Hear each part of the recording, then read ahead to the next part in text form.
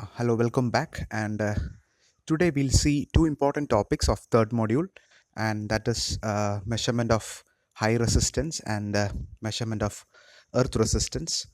Okay, so in the last class, we have seen how to measure low resistance, that is, the resistances in the range of uh, uh, up to 1 ohms, and then that was low resistance. Resistances up to 1 ohms are called low resistance, and they are actually measured by Kelvin's double bridge. Okay, Kelvin's double bridge uh, will not account the lead resistances. That is why we will not be using Wheaton's bridge for measurement of low resistance, that is resistances below 1 ohms.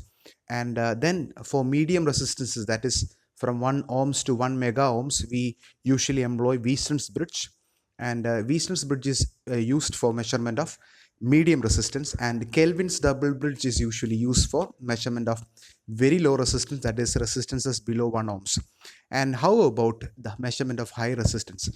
Measurement of high resistance is actually done by several methods, and we'll be learning about one particular method which is mentioned in your syllabus, that is using loss of charge method.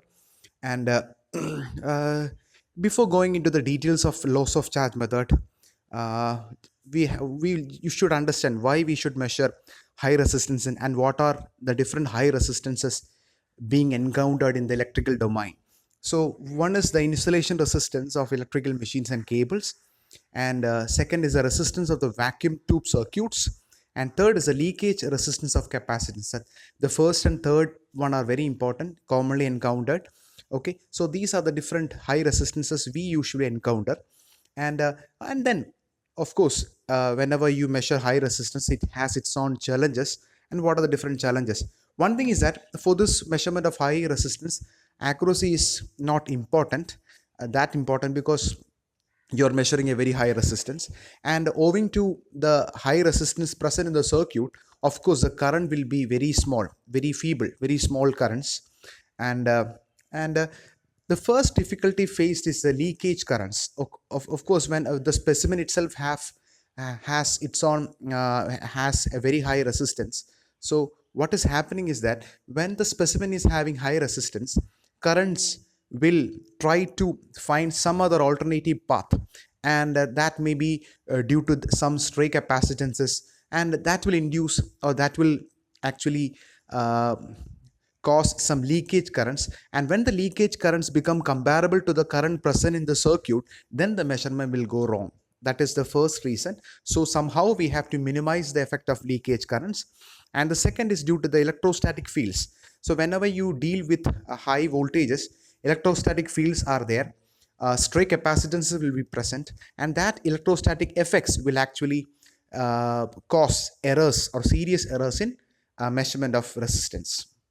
And then the specimen itself will act as a capacitor. That is what, whenever you apply high voltages for high measurement of high resistance, we usually apply high voltages in the range of kilovolt, 100 kilo ohm, something like that, kilovolt, something like that. So when you apply such a high voltage, some undesirable or stray capacitances will be developed, and they, on application of voltage, high direct voltage, on application of high direct voltage, they will charge to some constable value. So when they charge, the charging current will be flowing, and the charging current, after reaching around 75 or 80% of the final value, it starts to slow down. So there will be decay in charging current, and then decay in charging current, that is the charging current to reach the final steady state position, that will take its own time. So that will be delayed one. So you can't wait for the charging current to decay completely, or the charging current to reach a steady state value. And if you do that, then that will, you have to wait for several hours. So while testing for high resistance of a given specimen, you have to specify the testing conditions, including the time between the application of voltage and observation of the current. That means that these two things must be specified, that is, time between the application of voltage and the observation of the current must be specified.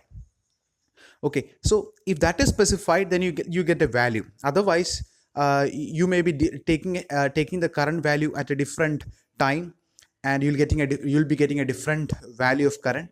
and another instance you'll be taking the value at some other instance of time, so you'll be getting another value of current. So that does not make any sense. So the testing condition should be specified. And then of course, the climatic conditions or the physical conditions like temperature and humidity play a very important role in measurement of high resistance, especially the temperature and humidity. There are two qualitative results shown there. That is, if you take the case of a cardboard, then if the temperature varies from 20 to 40 degrees Celsius, then the resistance will vary 13-fold. And if the humidity for a porcelain disc varies from 10 to 60%, then the variation resistance will be 30-fold, 30. And see, that much difference will be caused when there is a variation in temperature and humidity. So they also play a very important role in measurement of high resistance. And then, of course, I mentioned that whenever the specimen used is having very high resistance, then even though you're using very high voltage, very high voltages are used just to make the current flowing through the circuit some appreciable ones, some measurable ones, that is in the range of at least in the range of micro amperes. So definitely you have to use micro ammeters, and that microammeters should be very sensitive because the current flowing is very small. So the microammeters used should be very sensitive. And then as the ground is set for the explanation, I'll just introduce what is loss of charge method. It's a very simple circuit. Already I mentioned that measurement of high resistance circuits are very simple. You can just see that the capital R is the specimen. It can be an insulation, it can be an insulation of a cable, or it can be insulation of some electrical machines. Okay, that is R, the insulation resistance, for which the resistance R is unknown. And parallel to that, you have a capacitor capital C, and parallel to both, you are actually placing a voltmeter. Voltmeter we always connect across, and that is shunt voltmeter. That is an electrostatic voltmeter. We'll come to electrostatic voltmeters in the coming module. Electrostatic mode, as of now you just understand this much. Electrostatic voltmeters are used in particular in high voltage measurements. And then you have a supply of voltage V controlled by a switch. Okay, so switching of that supply is controlled by that switch there, that is shown in figure 1. And then when you close that switch, the supply will be connected to the circuit, so the capacitor will be charging with the time constant RC. And then after a time, after the capacitor charges to a particular voltage, suitable voltage, the switch is opened, and then the capacitor will be discharging. So the capacitor will be discharging through capital R, and that discharging equation is a well-known equation, and that is small v is equal to capital V, where V is a steady state value or the maximum value from which the discharge starts, V into e raised to minus t by RC. Okay, so this is a well-known equation of decaying of voltage in a capacitance. That is okay, and the graph is also shown there. That is shown in figure 2, where capital V is the maximum value of voltage. That is any when t is equal to 0, e raised to 0 is 1. So the value of small v is equal to capital V, and that is a point where the discharging starts, and that is an exponentially decaying curve. And then if you want to make into a log scale, you can actually take log to the base e, so that you will get a more or less a steady graph, okay, like what you see in figure 3. And then from that equation you can get write the value for capital R, which is the unknown resistance you are looking forward, that is equal to T by C log to the base e capital V by small v. You can convert that log to the base e to log to the base 10 by that equation, that is 0.4343 t by c log to the base 10 v by small v. So that is a very simple circuit, and that is how you can measure capital R. But practically that is not the case. We have considered the resistance of that electrostatic meter, and as well as the leakage resistance of the capacitor to be infinity.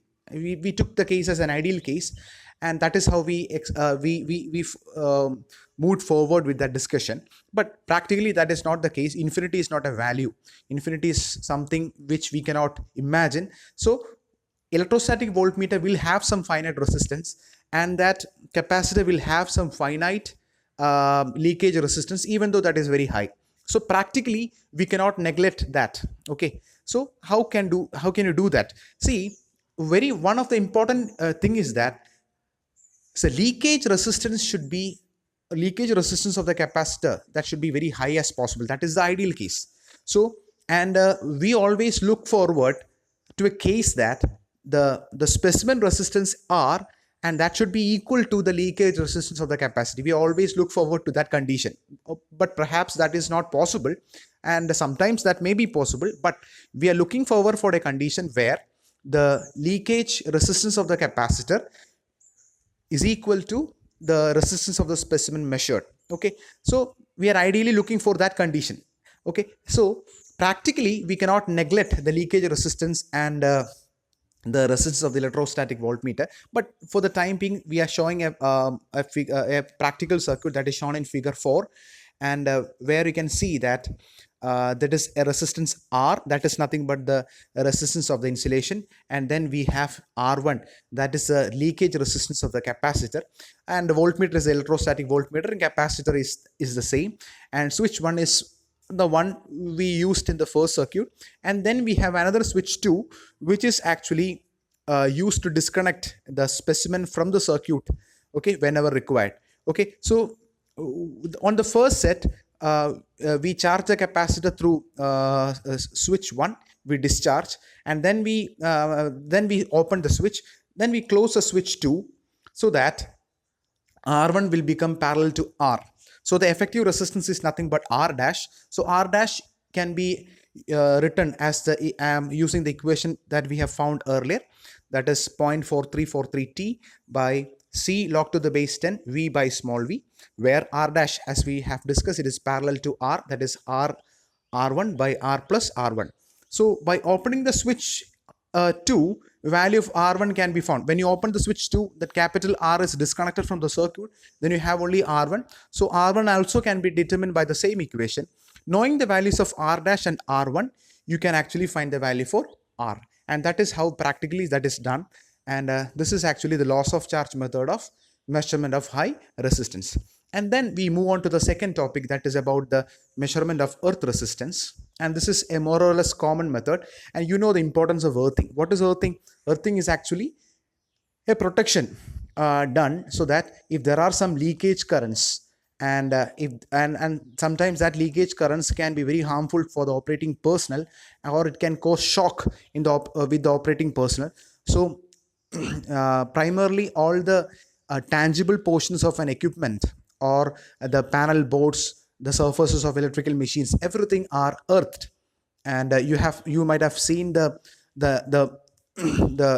for a that is the male portion of a plug point, the earth terminal will have the largest length, because that should be the first thing that should touch, so that any leakage currents present over any surface should not pass through the body of the operating personnel, rather it should actually go straight to the earth. So earth resistance is very important. If the leakage currents, if that should flow to the earth, then the earth resistance, or the circuit of that earth resistance, a circuit of that earthing system should be should have very small resistance. Okay, very small resistance as far as possible. So earthing is very important. You might have learned about different types of earthing in the first year.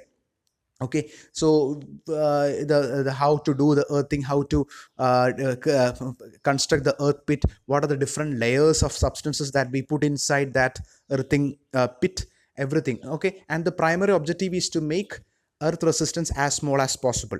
Okay, so what we see in figure 1 is a common thing, that is you can see the earth, and we have 3 electrodes.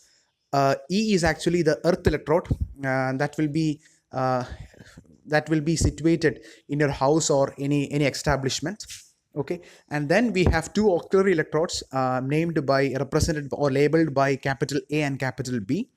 Okay, and initially there is a battery, and the battery will circulate a current between E and B, and that direction of current is shown, the circuit is shown there. and in between in between E and B you have another auxiliary electrode, that is A, which is placed between E and B, and there is a voltmeter connected across E and A. So the voltmeter reads the potential difference between the earth electrode E and the auxiliary electrode A. Okay, and when you see that figure 2 and 3, you can see the potential distributions. That is, you can see that that auxiliary electrode B is fixed, then earth electrode E is already fixed. What is movable is actually the auxiliary electrode A.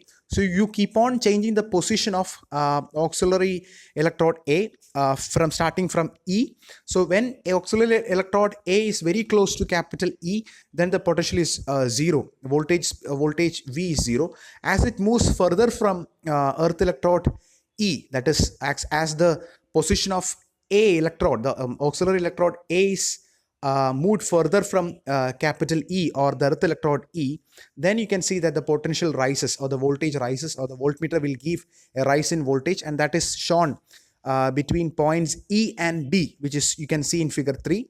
And then as A is moved further from E, you can see that at one point, that is between that is up to C, for a considerable portion, for a small portion in middle section, the voltage remains constant. Afterwards, again after the point C, again you can see that when the auxiliary electrode A is coming close to auxiliary electrode B, then you can see that there is a rise in voltage again, or the potential rises. Okay, so that middle portion is very important, and that is a portion where we take the value for Re, because already that portion voltage is constant. That voltage is taken from the voltmeter, and current you can record from the ammeter, and taking that ratio you get the earth resistance. Okay, and you can see that distribution of current through the earth also, that is how that grounding currents flow, and you can see that near the electrode E as well as near the auxiliary electrode B, you can see very crowding of potential lines, and in the middle sessions more or less they are straight, and more or less they are constant also. The lines are not that much crowded,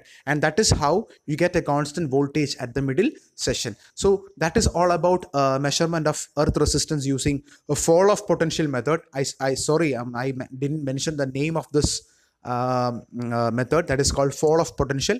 Only thing is that you require 2 iron spikes, and earthing electrode will be present in the establishment itself, in the building itself. Even in your house you can see the earthing pit as well as the earth rod which is coming out from the pit, and that is nothing but E. Only thing you require is 2 iron spikes, 1 voltmeter and 1 ammeter, and a small battery. Okay, from that you can keep on changing the position of A between E and B, so that at one portion the voltage will become constant, and that constant voltage region you record the voltage, you record the current value at that portion, you take 2-3 readings, and then you can take the average and get the value for earthing resistance. So thank you. We'll see another half of the third module in the subsequent videos. Thank you.